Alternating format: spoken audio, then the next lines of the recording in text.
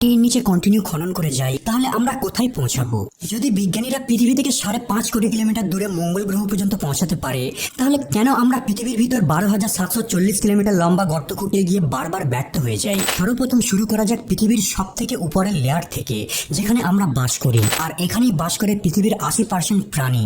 এর থেকে 1 থেকে 2 ফিট নিচে নামলে পোকামাকড় আর ইঁদুরের গর্ত পাওয়া যাবে। 6 ফিট নিচে পর্যন্ত গর্ত খুঁড়ে সাধারণত কবর দেওয়া হয়। এর থেকেও 13 ফিট নিচে নামলে মিশরের 3000 বছর পুরাতন রাজা তুতানখামুন আর তার ধন সম্পদ। 20 ফিট নিচে পর্যন্ত মেটাল ডিটেক্টর মাটির নিচে থাকা মেটালকে খুঁজে বের করে নিতে পারবে। 23 ফিট নিচে নামলে আপনি কিউজি টানেল দেখ। 40 ফিট নিচে পর্যন্ত নাইল ক্রোকোডাইলরা গর্ত খুঁড়তে পারে। 65 ফিট নিচে নামলে আপনারা দেখতে পাবেন প্যারিস কাটাকম কবর। 180 ফিট নিচে নামলে আন্ডারগ্রাউন্ড আরবান ফার্ম দেখতে পাবেন। এর নিচে 328 ফিট গভীরে নিউক্লিয়ার ওয়েস্টকে দাফন করা হয়। আরো একটু নিচে নামলে 346 ফিট গভীরে রয়েছে পৃথিবীর সব থেকে গভীরতম মেট্রো স্টেশন। 400 ফিট গভীরে নামলে সব থেকে নিচে থাকা গাছের শিকড়কে দেখতে পাবেন। 500 ফিট নিচে নামলে পৃথিবীর সব থেকে গভীরতম হোটেল দেখতে পাবেন।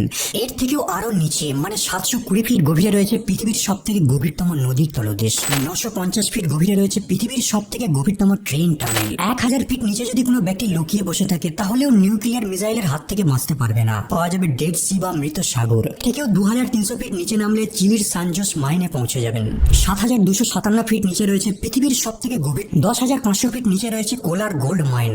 12000 ফিট গভীরে নামলে আপনারা দেখতে পাবেন পৃথিবীর সব থেকে গভীরে বাস করা পোকা। 13123 ফিট বা 4 কিলোমিটার নিচে রয়েছে পৃথিবীর সব থেকে গভীরতম মাইন। এই পয়েন্ট থেকে আরো কিছুটা নিচে 29032 ফিট গভীরতা ততটাই উঁচু যতটা মাউন্ট এভারেস্ট পাহাড়ের হাইট। আরো নিচে যদি 35640 ফিট গভীরে নামা হয়, তাহলে সমুদ্রের সব থেকে গভীরতম পয়েন্টে নামা হবে। এর থেকেও আরো গভীরে গর্ত খনন করেছে। 40230 ফিট অথবা 12 কিলোমিটার নিচে মানুষের তৈরি করা সব থেকে গভীরতম গর্ত রয়েছে, যা কোলা সুপার ডিপ বোরহোল নামে পরিচিত।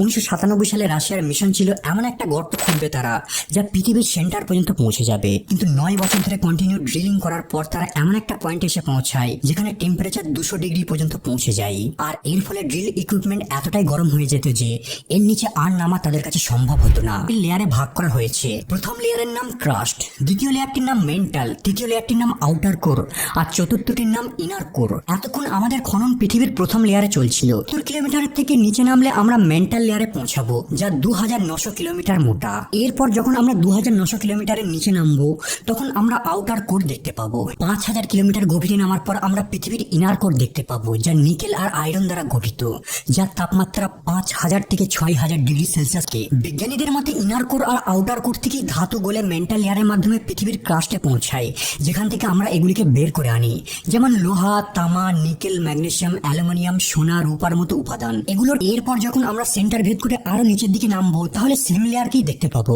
কারণ আমরা জানি আমাদের পৃথিবী গোলাকার। মানে যদি আপনি ভাবেন পৃথিবীর এপারে গর্ত ঘুরে ওপারে যাবেন, তাহলে এই গর্তটা যদি ইন্ডিয়া থেকে করা হয়, সোজা চিলির কাছে প্যাসিফিক ওশন দিয়ে বেরিয়ে আসবে। আর এর টোটাল দূরত্ব হবে 12742 কিলোমিটার।